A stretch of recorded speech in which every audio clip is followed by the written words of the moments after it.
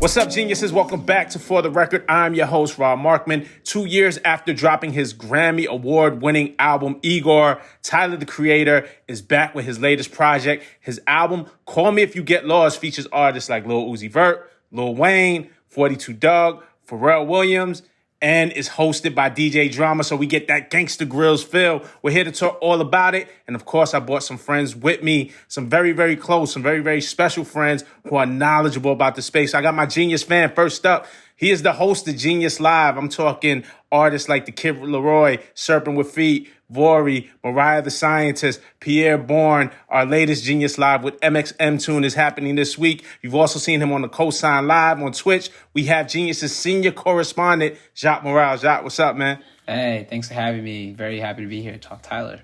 Next up, we have Genius News' very own producer, director, and host. She does it all. She is a Renaissance woman. I always love her takes. Delisa Shannon, welcome to For the Record. Hey, y'all. I'm so excited. What's up, homies? I'm excited to have y'all. Let's just get right into it, right? The album, I think, surprised a lot of people, obviously, with the DJ Drama, Gangsta Grillz, slant, especially coming off of Igor, too. I think there was so much made about the genre that Igor was, or the genre that people try to fit it in, particularly in the Grammys and come award season. Is this a rap album? Is it not a rap album? Clearly, Tyler's a hip-hop artist, but was going for something very, very specific with Igor. He comes back with this new album, gives us a rap album, but, what we truly surprised, in 2010, he tweeted that he wanted to do a Gangsta Grillz mixtape so fucking bad. And who wouldn't? If you came up in the culture, it meant something. 11 years later, it finally happened. What did y'all think about just when you first pressed play on the new album, Call Me If You Get Lost? I think we were kind of primed for it when we heard Lumberjack and we heard DJ Drama on it, and we heard What's Your Name? And all right, we hear DJ Drama is screaming over it, which is something that really brings me back to the blog era, Gangsta Grillz, something that you mentioned before.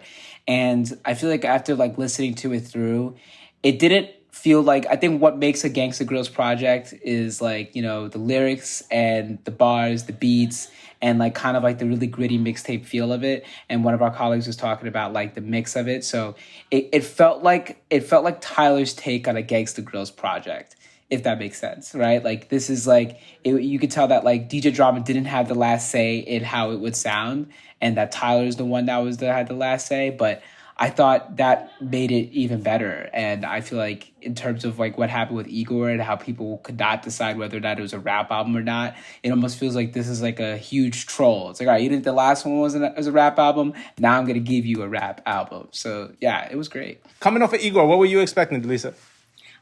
Coming off of it, I didn't know what to expect. And that's what Tyler does every single year. Every single time we get a new era, it's new, it's fresh. And I didn't know what to expect. And we kept getting these little vignettes, and I was like, what is about to happen?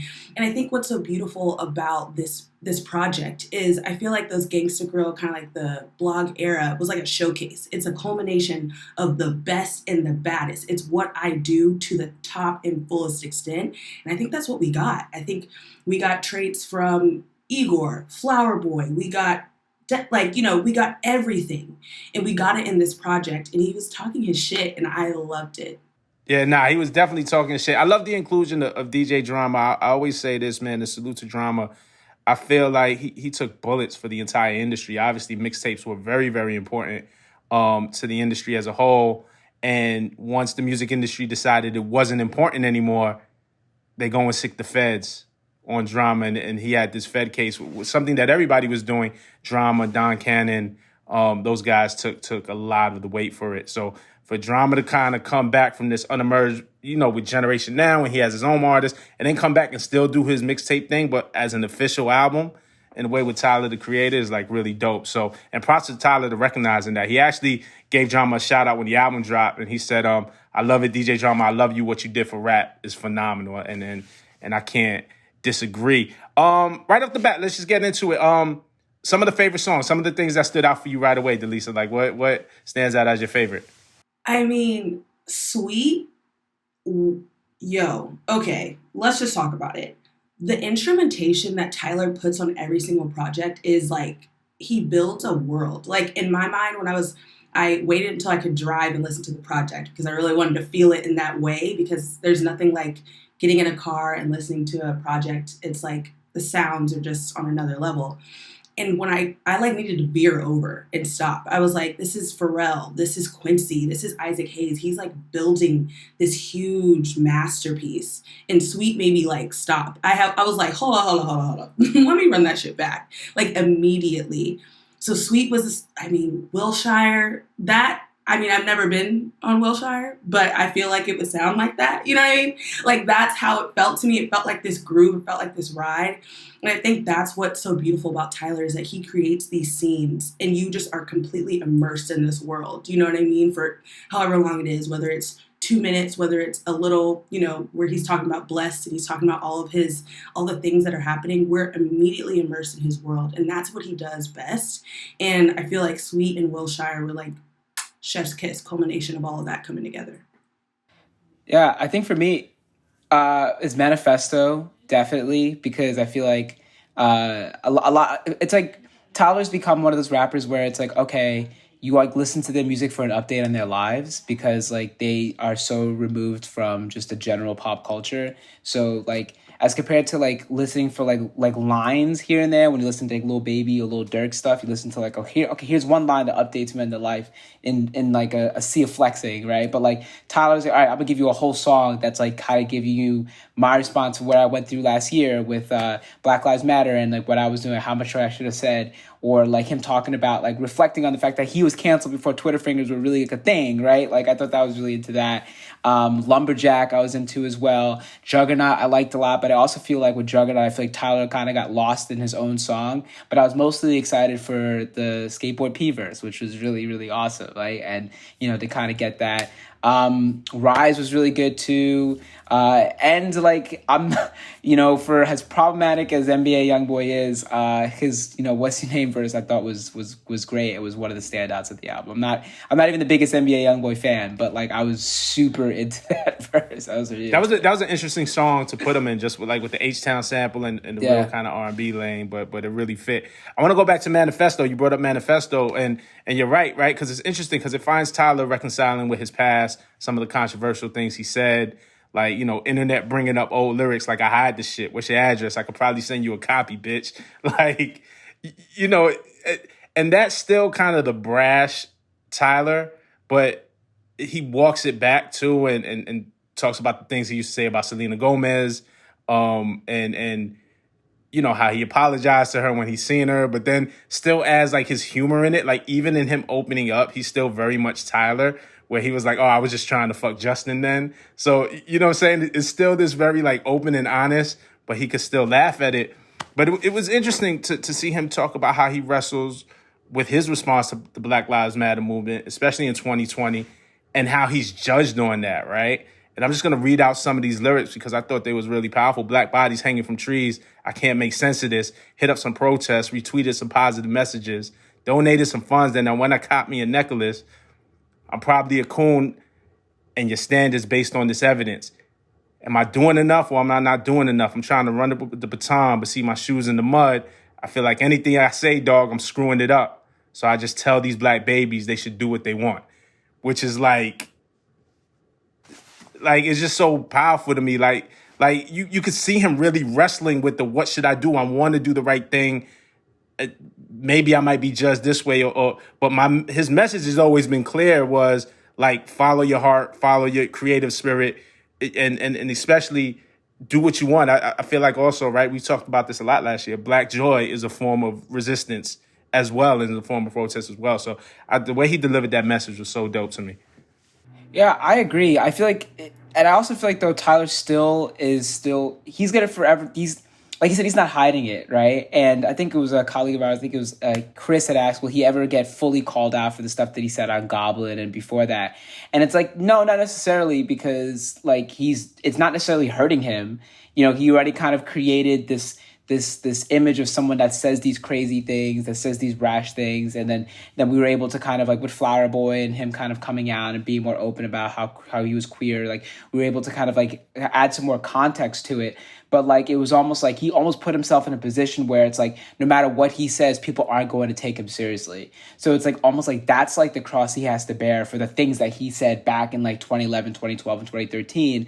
It's because, okay, now like we knew that you were just saying wild stuff and we know that we're not to take you seriously. But like this what you just like read and those lyrics, which were bars, like what he really packed into that was that whatever he tries to say, no one's going to take him seriously anyway. So, it's almost like that's kind of his penance for it in a way. Like, yeah, you could say these things, but people are going to think you're trolling. Like, you do have a lot of problematic old tweets, like especially his tweet about like, oh, just log off. What's internet bullying? It's like, oh, now we know that's total. You can't just log off, right? But it's like that's still one of my favorite tweets, though. And same because like it's hilarious in the context of when he tweeted it 2013 when we didn't necessarily know the ramifications of like a concerted attack on the internet, right? Like we've been on the other side of that, right? But now we know, so it's like. Even then, it's like when you take that into context of today, it's like, yeah, you don't take it seriously. But so he kind of is paying for what he already said. Like, you can't take him seriously. But like, I feel like in this, I took him very seriously and I was really into what he had to say. And I feel like he's doing his best, Yeah, and I also think, though, but it speaks to the duality of like, yo, I could stand up for Black Lives Matter. I could use my voice. I can go to a protest, but I could still buy a necklace. And it doesn't make me any, it's like reconciling with that, I think. Especially on the internet, it's like if you're about social justice, you have to eat, breathe, sleep. You know what I'm saying? And nobody lives their life in just kind of maybe that one silo and him just showing different sides of it. And then even still, it's like also a little bit of what I get to that is a lot of times we ask rappers what they think on issues that maybe we shouldn't be asking rappers what they think. This is not my life's work. Like, I feel like anything I say, I'm screwing shit up. Sorry. Like, I don't, I'm interested in Tyler's perspective, but his opinion on whatever matter isn't the end all, the be all. And he's just saying, yo, I'm just doing the best that I can and what I feel is right at the moment. Was at least my read from it. You know what I'm saying? And I think that's like the biggest thing we need to understand is, I'm not asking Tyler, the Creator, to be everything to me. I shouldn't. Really, I shouldn't ask that of him. I'm asking Angela Davis what she thinks about like critical race theory because that's her life. Like you said, that's her life's work. Like I actually want to hear. She's been in the trenches, but he's not of that life, and he's never said he's of that life. He is not about it, and I don't need to place my personal views on Black Lives Matter like buddy and buddy with Tyler, the Creator. That doesn't matter to me because, like he's saying in the songs, when I was younger, I wasn't listening to the rape lyrics and I wasn't listening to, I wasn't hearing that. I was seeing a young Black boy doing something that I had never seen anybody do. And that's what he's talking about in his lyrics. He's like, that's what I do. Every day, that's my contribution to the world is y'all are living through me because I'm doing things that I never thought possible, and I'm seeing joy and I'm seeing the world and I'm experiencing my life, and that's what I get to provide. And that's what he's been providing since 2011. He's always given us that. And, I think it's hard with a lot of his other things when you're talking about homophobia and you're talking about violence against women, and those things are, I'm glad we didn't talk about that in this song because that is something that I think he needs to be held accountable for what he actually does. You know what I mean? Like, I think him admitting that some of the things that he said is not okay. I think that's a step towards the right direction. But as some person, as a cisgendered non-queer person, I can't say oh, he's fine, he's good.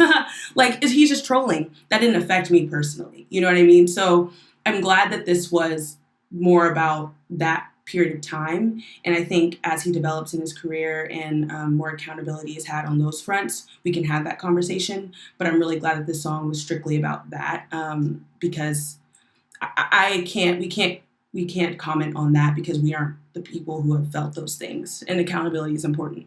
For sure. And I also think, though, because he's exhibited a lot of growth. I mean, just as you get older as a human being, right? But definitely as an artist, exhibited growth. And I think we all have. I think the conversation has changed, too, even between 2013. Not that those things were right then, but maybe we, and I'm talking about a collective, we obviously that there are people who really felt that hurt, didn't realize how really hurtful and damaging that was. I feel like we're learning together. And I think the accountability is important, but also keeping it in the context of it. I'd be very concerned if he was still saying those things in 2021. And even the fact that he's not anymore, to me, shows that, okay, maybe he gets it or just the way he lives life.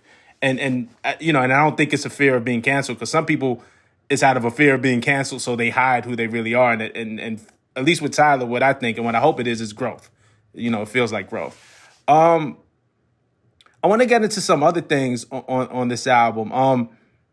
First of all, let's talk about it got a little spicy on Rise. I want to talk about Rise a little bit. First of all, the second verse on Rise is my favorite on the album. They tell me what I can't do and I did it and I'll do it again. Like it's just really like this self-affirmation. Like it really gets you pumped up. But on the first verse, he's throwing some shots. Like there's been I don't know if y'all been paying attention on Twitter. There's been some things going on between him and A$AP Nas for a while now. And, Nas was tweeting about it this weekend, and Tyler tweeted about it a little bit. When somebody asked him about what Rise was about, Tyler tweeted, "A fella who I think has a great style, but keeps getting his own way because of ego. So he blames others when they get hand claps for something he's passionate about, which is sweaters that old French men wear and animal prints. Ha ha." so Not the animal print. He didn't have to bring that. Jacques, were you aware of this of this beef? I hesitate to use the word beef. Beef is the wrong thing, but they're not on the same page right now, Tyler and Nas. They're not, and maybe they were closely more on the same page back when they first came in the game, like in 2011. And I feel like that was something that it just feels like why. I'm just surprised like it's still a thing, because I remember they really tried to like link A$AP versus Odd Future against each other. That was like a whole thing. Oh, two collectives on opposite poles. Like, do we have like 2011's Tupac versus Biggie? But like that clearly wasn't it. And and I feel like I'll admit like I'm not the most like caught up on it right now because I haven't really paid. No shade to A$AP Nas, like who's an innovator in his own right, and like deserves and will get his flowers. Was one of the creators of A$AP. Like is also responsible for Rocky and him working with Yams, and like that lineage is tried and true. We can't deny that. But at the same time, it does kind of have a feeling of like, oh, hating outside of the club, like you can't even get it. Tyler is not the same artist that he was in 2011, as we just spoke about. Like, he's not the same artist that he was in 2013. He's not the same artist that he was in 2019. And, I feel like, if anything, like, we should be, like, we're looking forward to Rocky's next project in the same way we were looking forward to Tyler's next project. So, I don't know why there's beef. I don't know why, like, artists are beefing nowadays. I feel like we could beef on wax, but the moment, like, it gets onto, like, Twitter and stuff like that, it's like, yeah. Look, Twitter is one space. I don't think it'll ever get to the point of Tupac and Biggie. It'll never get. I don't think it'll ever get. I was being physical. hyperbolic, but like, right. You know what I mean? Like, yeah. Like in the context of like, like we could. I think we could feel. We could like they say about today's NBA. It's like everybody's friends, but when they're on the court, like they're not friends. So it's like, all right, like I guess like when you're recording, when you're actually making songs, it's like you don't have to be friends, but like for it to like actually like for people to actually catch feelings bad, it's kind of like, come on, I love that part of it though. It's like, at the end of the day, hip hop is still a competitive sport. I don't think there's anything here that was like out of bounds or really disrespectful. It'll be interesting to see what Nas comes with. Like after that, like does this inspire him to be like, oh, okay, I'm gonna get my get back. Like, and it's just two MCs going at each other. I thought it was pretty interesting. I was happy to see that the album, and I wasn't really expecting it, but at least contained an element of that, just the competition, the bravado, and it wasn't over the top. It doesn't feel dangerous, but I enjoyed that. I'm with the shits. That was like the whole project. He was just really talking his shit, and I loved like in the background. He's like, "I've always been confident. I've always been this shit." I was like, "Yeah, I'm charged up because I want to hear that." Like, I think that was so refreshing for this project, was to see that moment of Tyler just talking his shit. I think on most of his projects, we get like one or two songs where he's like rapping, like he's going off. Like, you know, we got Who Dat Boy, and like we get Tamale, and we get those moments where he's gets those confident. He sneaks those moments in. You know, he's obviously about his instrumentation. You know, he loves his bridges. He loves that everything is like intentional on a like a mechanic standpoint.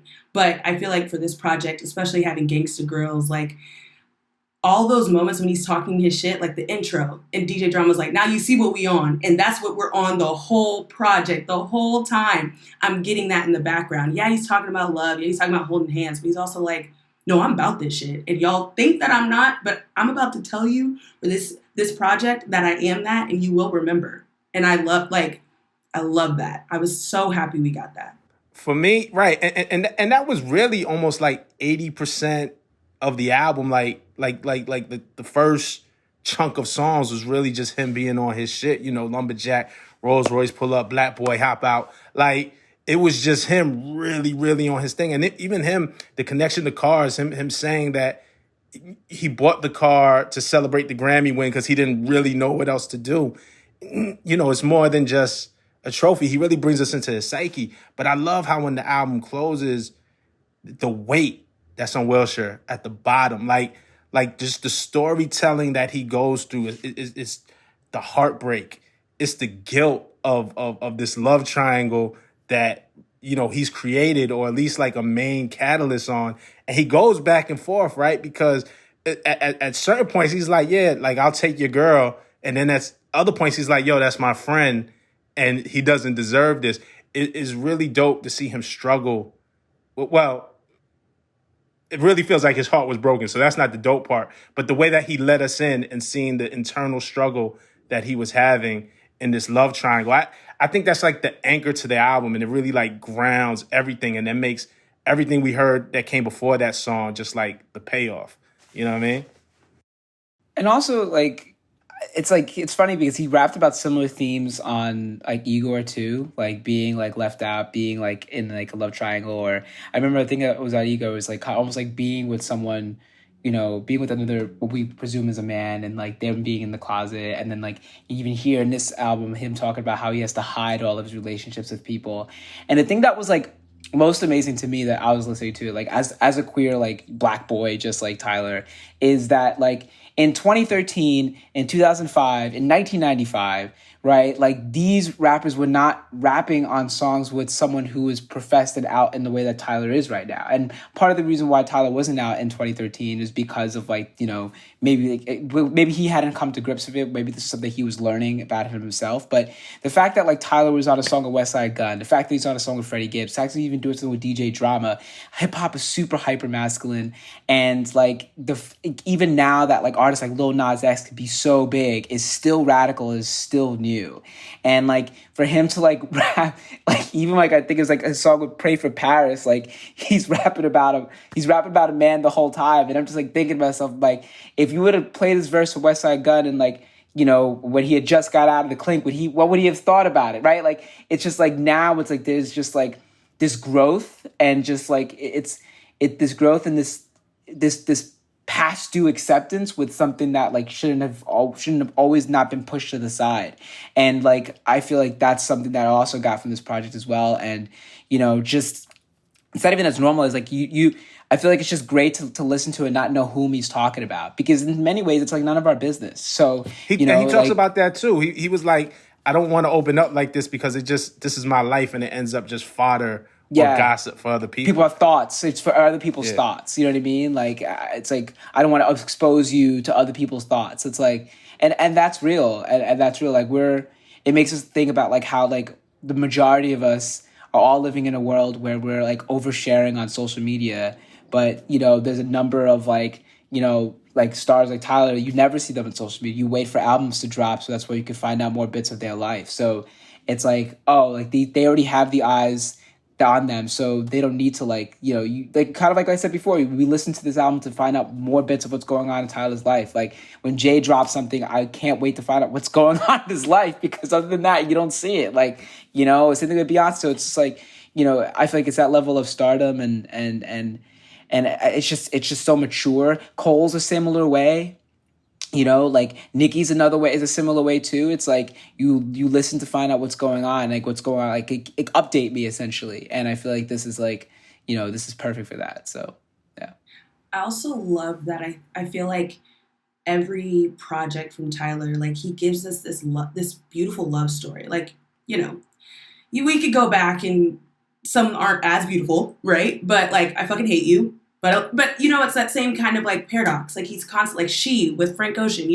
Each project we get these like just lovelorn tracks, and I love that he does that. Like he is not afraid to say it. Like I'm in love with you. So what you gonna do? Pull up or what? Like, and we get that in every project, and it's beautiful to see kind of love be a main theme that we get from Tyler. Like I can always count on that, and I think it was really great with Igor. Like it was painful, like don't leave, you know what I mean? Like that's something you're at the concert and you're like, I feel this feeling with my whole heart.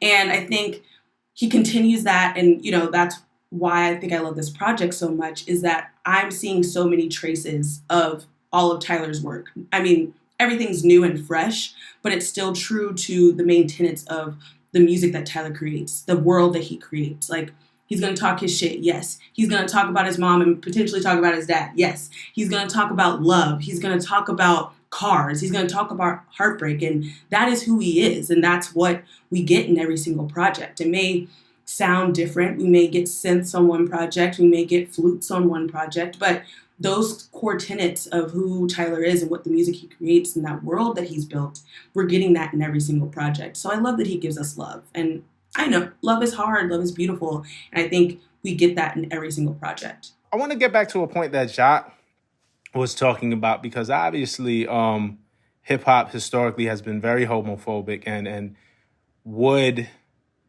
artists have been accepting to collaborate with Tyler even 10 years ago? Would the audience have even been accepting as listening to Tyler rap about male-male relationships in this way, or male, female, male love triangle or something like that?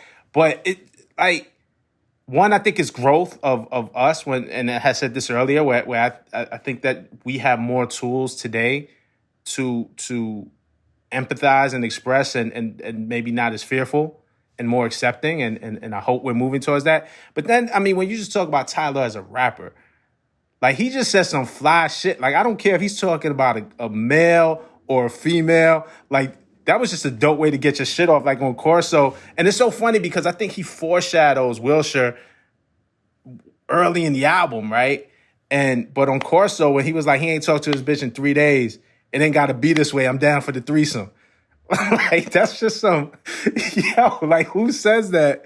But I get it. That was just like some fly shit to talk. I might buy a boat, depends on if Capri got space, but I don't even need one. Like, it's this thing, and it was a theme that I caught on the album, where it's this kind of, the material things don't matter, that he's really lacking love. Like, even on Wilshire, I've never been jealous of another man, especially when I have everything I want at hand. You know what I mean? And it's almost direct contrast to Lumberjack, Rolls Royce pull up, black boy hop out. It's like, as much joy as he expressed and as free as he was early in the album, it felt empty once we got towards the end. And I just love that juxtaposition, and again, how he was so honest about where he's at in life. I think that's what really kind of makes the album worth going back to again and again and again.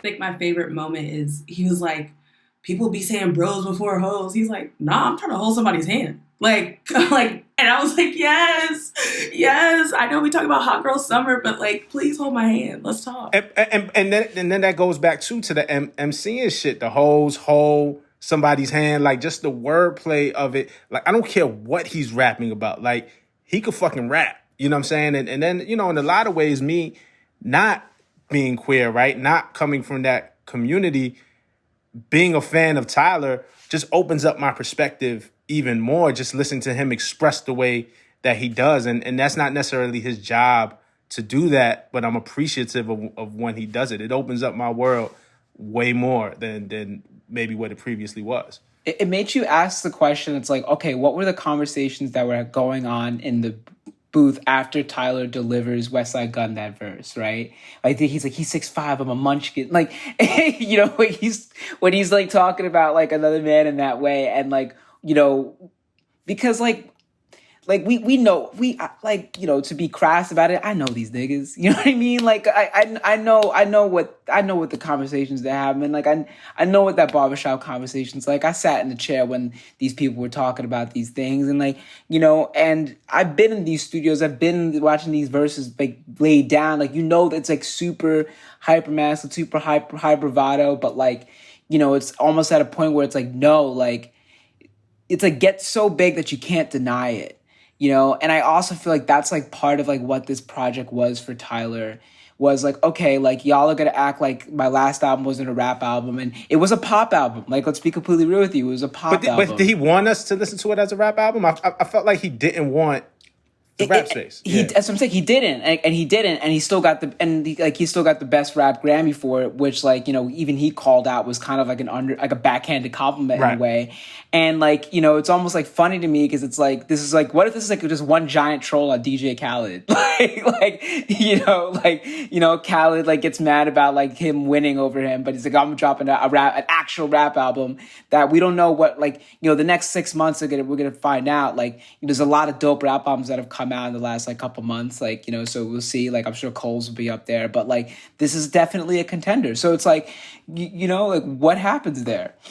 And you seen where I was going with last year with the Grammys, with or this year with Freddie Gibbs being nominated, Nas being nominated, like, you know, that style of rap was coming back into play, or being at least more regarded by a mainstream audience. It's funny though, when you bring up like what's the conversation between him and West Side Gun after that guest verse. I wasn't there, so obviously only they know. I wouldn't be surprised if there was no conversation at all in terms of, because even if you look at a West Side Gun, like, I think you're just in awe of Tyler. Like, I could just imagine myself in that position and being in awe of how he delivers. Like, and especially a guy, curation is so important for West Side Gun, presentation is so important. Beat selection, and I think it is also for Tyler. So I can see the bond being stronger over the art, as I don't care who you're sleeping with. Like, did you hear these bars? Did you see the way he presented it? It'll be interesting to see what the conversation was. Like, you know, I don't think Wayne gives a shit anymore. And again, that's not to say that hip hop wasn't in that place before, because it absolutely was in the place of homophobia. But I don't know if these artists are tripping like that anymore, especially when you're in awe. And look, obviously Tyler has supreme talent, so it might be, you know, people who are less accepting might find themselves more accepting of somebody with that level of supreme talent, and it shouldn't take somebody's talent for you to accept, you know what I'm saying, who they are as a lifestyle. But it is interesting the way things are changing, man. And that Lil Wayne verse though, real quickly, I feel like B-Dot had Lil Wayne as like number 2 in his top rappers of the year this year, and it's just crazy. This man is in his late 30s and he's still, I mean, age doesn't matter. You can still drop hard verses, but Wayne's still dropping like these gems that I'm just like, yo, like, it's like, you know, desert. And even his verse on Polo G's, you know, not to like, you know, take it a little bit, but I feel like Wayne's verses of the last like 6 months, his verse on Timeless with Benny the Butcher. So I just wanted to... Seeing Green, Genius' verse of the month for May. Look, Wayne's been killing it, yeah. I think that's Tyler's genius as well, is like, he brings the best out of everyone that he works with. You know, like, I think a lot of people who worked with him on this project was some of their best work. And I think that's what you're talking about, Rob, when you're talking about West Side Gun being able to just admire the work that Tyler does. It's like, no, if Tyler's on his shit, I have to bring my level. If I'm not on it, I'm a slightly beneath, or I'm a little bit better, and I'm going to eat him on his track. But you can't give mid. You can't give mid on a Tyler. I mean, think about what Tyler's been able to do with, like, even like Kali Uchis, like some of her best work they've done together. And I think, like, that's when you get to kind of see Tyler follow this lineage of composers like Quincy, like Pharrell, like Isaac Hayes, who create tapestry and then invites people on, you know, kind of like, not to talk about Khaled, but it's that kind of, that's what it came to me. It was like, it was a showcase. It's like, we're all showing up best of our best, and that's what you're going to get. And I think that's Tyler's genius. We see that every single project. Everybody is matching his caliber, bar for bar, hit for hit, beat for beat. It's rising to that occasion. And I think that's Tyler's genius. And we got to see that on full force with this project for sure. I agree with you totally. I think that's what his legacy will ultimately become. How he inspires, I think, all artists to raise the bar. I mean, you could kind of see it at the BET Awards. You know, this past weekend, his performance, just what he was able to do in a minute and 30 seconds, was so just amazing. And like if I'm on that stage next after him, I'm like, no, I got to take it a level higher. Not even the competition space, but he's inspired me to be my best self. And I think ultimately that'll be his legacy. Jacques, I cut you off. I wanted to get to your last thoughts. I just wanted to say, like, really quickly too, like, a point is, like, last year, like 2 years ago when he dropped Igor, like, we were like scavenging to find out who all the features are. And then now this time it's like, all right, here's all the features. This is not about, this is a whole different project. I'm not going to have you out wading through needles in a haystack. Like, I'm still trying to find out where Lil Ru's verse was, what Lil Ru did on Igor. You know what I mean? Like, we're still trying to find what, you know, where certain people did on Igor. But here he was like out front with it. And I feel like he had to do that once to kind of be like, the kind of almost like, yeah, like it feels like a lot of it is like Tyler's just like a drive to like take me seriously. You know, he's just like a drive for him to just be taken seriously. Even when he's mentioned, like, I'm doing scores now. We got a movie coming up. I own all my companies. You know, like, you know, it's like this album, it feels like it's like, yo, are you not taking me seriously yet? And like I said at the top, and like something like Delisa said too, it's like, you know, because of the comments he said in his early career, like, maybe this is just like part of being held accountable. It's like you're always going to have to prove, you're always going to have to try your hardest to be taken seriously because of how you came in. Like, you came in like you came in like a troll. So we're going to have to like, you're going to have to work hard, your hardest to like be taken seriously. But it's like his fans are taking him seriously and I'm taking him seriously. I'm a fan. Like, the wider populace is, you know, he's getting the accolades of someone that is, but I feel like deep down inside, like, he's always still going to work to like prove something. And, you know, and it's getting us great work. But like, if I'm talking final thoughts, I thought this tape was great.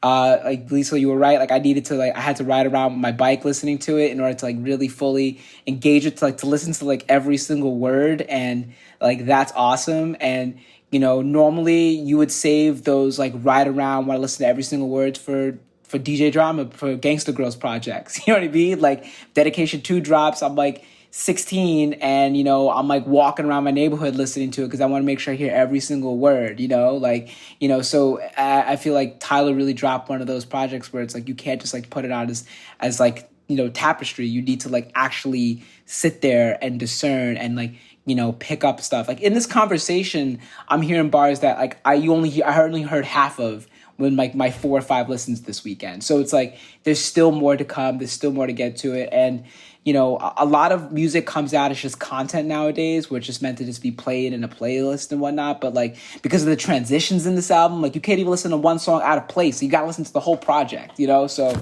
yeah, like, bravo, Tyler. Bravo. I think like something that you just said, Jacques, that kind of leads to, you know, my final thoughts is I, for the first time, actually didn't feel like Tyler was trying to prove himself on anything. Like, I think in a lot of other projects, he's been like, you know, standing on tables, like, look at me, look what I do. Like, I just did Illumination. Like, I just did The Grinch. You don't see me? I'm out here doing shit. Golf LaFleur. You know what I mean? And I think that's why I know Blessed was like 42 seconds maybe, and it was just him talking. But that's the maturity that I got from this project. The whole time, he's like, I'm good. You know, like, I'm doing great things. The people that I love are healthy. I'm healthy. My skin is fucking flawless. Look at me. I'm hot. I'm cute. I got people who I love. I'm fucking whoever, whatever, however. I'm doing me. And it's not like kind of like yelling down my throat. I don't think he has anything left to prove anymore. I think for the first time, and I think what's been so beautiful to see and witness his journey for as long as we have, we got to see a kind of like well-rounded person presenting a project where it was, this is something that I love to do. I am a rapper. I am an artist. And I am going to give you the best of the best. And if y'all fuck with it, bet. I love the people who fuck with it. If you don't, I'll see you on the next project when I come out and I'm a completely different person and we'll talk then. I didn't feel anything that I needed to, that it was like a forcing me to like anything. Not that he does before, but I think for a lot of his career, as you said, Jacques, he's had to prove himself. He's had to go above and beyond. But I think we got the peak of it. Yeah, I agree. I didn't feel like he has anything to prove. The thing that always made me a fan of Tyler since the beginning, I remember interviewing him over the phone early. Maybe it was the Yonkers video, and me and him talking about Cameron bars. And I was telling him how Tyler reminded me of Cam in a lot of ways, because it was this dope technical rhyming ability with this over-the-top sense of humor.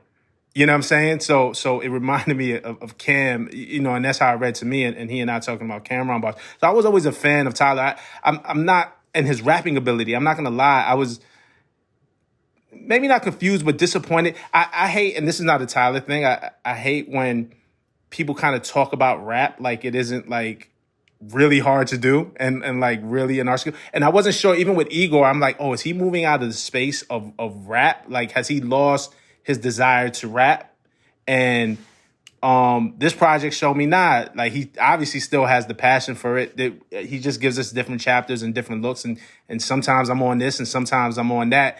But don't get it fucked up. Like, I will bar you up over these hard beats, and we're gonna get drama just in case you thought it was something else. This is completely rooted in hip hop and the shit that we all grew up in and loved. And for that, I appreciate this album like immensely.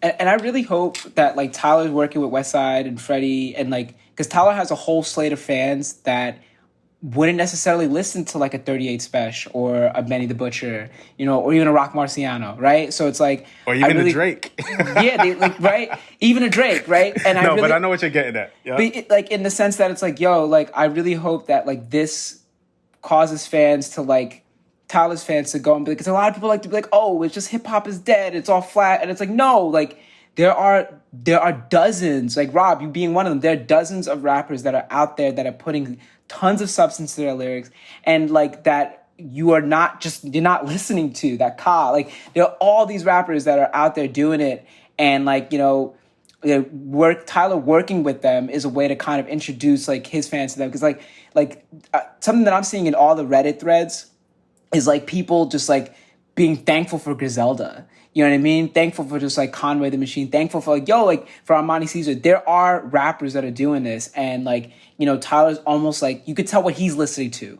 He put out an album full of music that he's listening to. And like, I could tell that Tyler's also listening to it the way we are. Like, these rappers are spitting, like Stove God Cooks. Like, there's a lot of rap out there. And it's like people, like, I hope he puts these people on to like actually dive into the features and dive into listening to it and say, okay, you know what? Like, there are more people out there, and let me start listening to this rap, because it's not gone. It's there. It's there.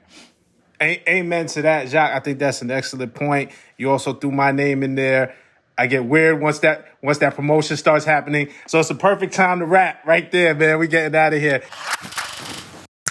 I thank y'all for joining me today. We got to do this more often, talk about this music, man. I love y'all. I love the work that y'all do along with me at Genius to keep the conversations going. I also love the audience. I love y'all that watch every week. So, get in the comments. Let's talk about our favorite bars from this new Tyler album. Let's talk about our favorite tracks, just our favorite versions of Tyler. I'm going to be in there in the comments with you. I'm going to see if I get Jacques and Delisa to go in there and get in the comments together, and we can continue this discussion. But until next time, my name is Rob Markman. This is For the Record. Peace.